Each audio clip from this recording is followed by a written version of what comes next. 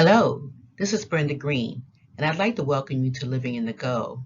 I was asked recently, what is the living in the go? And that's kind of my brand, my motto, because when you're living, you're constantly on the go, but you're focused, you're thinking future, you're moving towards something. And so that's what living in the go means for me.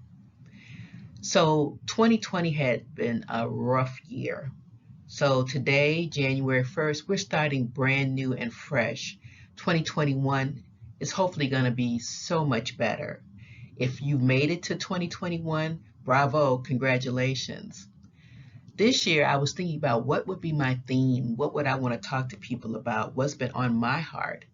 And the reality is, I'm always thinking about our financial futures, our legacies. What are we going to be leaving behind?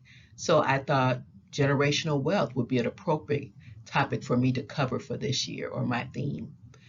So, your legacy, what is your legacy? What are you leaving behind? That's what I want to talk about today. So, let's get started. So, when you think about generational wealth, it's basically the wealth that's passed down from generation to the next. You hear it called family wealth or legacy wealth, but that's what it is. And unfortunately, in a lot of minority homes and families, we don't have that generational wealth. We weren't given the opportunity to build and to grow. There were a lot of things that were put in our way to prevent that, such as redlining, if you haven't heard of that, preventing people from buying homes or buying in areas where the homes were devalued. A lot of things happened in Jim Crow. And so those things contributed to us not being able to build any wealth. The reality is, if we're looking to the government to help us, it's not going to happen. I say over and over again, the government can't even help themselves. So you have to be the one to be that driving force to get the things that are important for you, especially financially. So if you leave behind something for your children or your grandchildren, then you're contributing to the growth of generational wealth in your family. And the wealth can come in many forms. There are a couple of key ones. There's real estate, the stock market, or even a financial education to carry forward in the future. The more educated you are, the more knowledge that you have, the more information that you can pass down to your family that will benefit them. So you acquire these assets, or you save that cash that you don't spend in your retirement. And then those are the assets that are passed along to your children when you pass away. There are a couple of things that you can do in terms of passing that wealth down, and some of my earlier videos talk about that, in terms of even if you have a home, having a trust, having insurance, all of those things come into play. But we'll talk more about that as the year goes on. There are a couple of key steps that you can take to build wealth. The first being is to invest in the stock market. I talk about the stock market all the time because it's a wonderful vehicle for you to build wealth, and especially for the long term. A lot of times people are afraid to get into the stock market. If you look at statistics in terms of how many people are actually in the stock market in this country, it's really very low. But I promise you, if you do this, it will help you to build more wealth than you can imagine.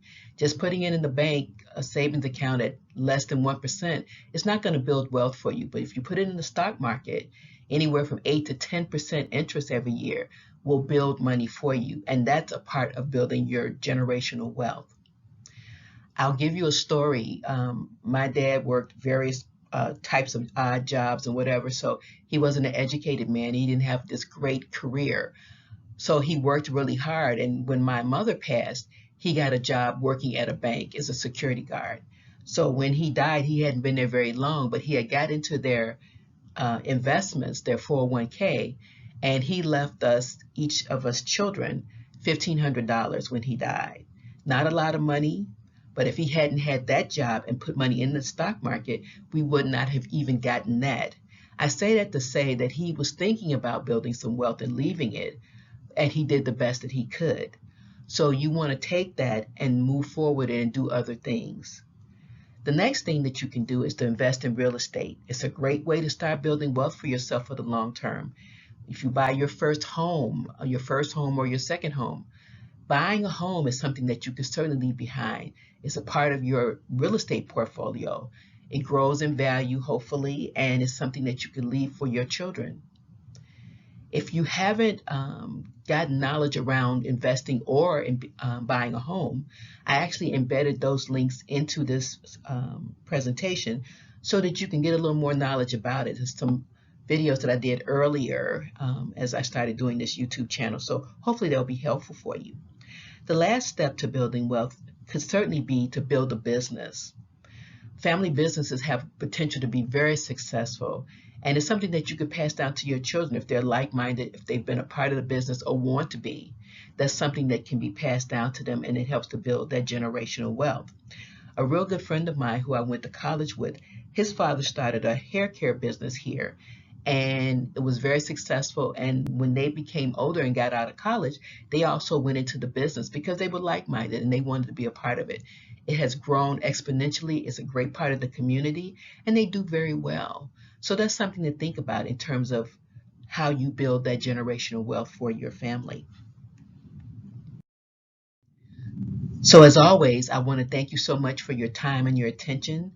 I hope that these presentations are helpful to you. Like I said, this is the first of many for this year because we're going to talk about generational wealth and how to build it. If you like this presentation, please share it. Please hit the like button and subscribe. So thank you so much and have a great day.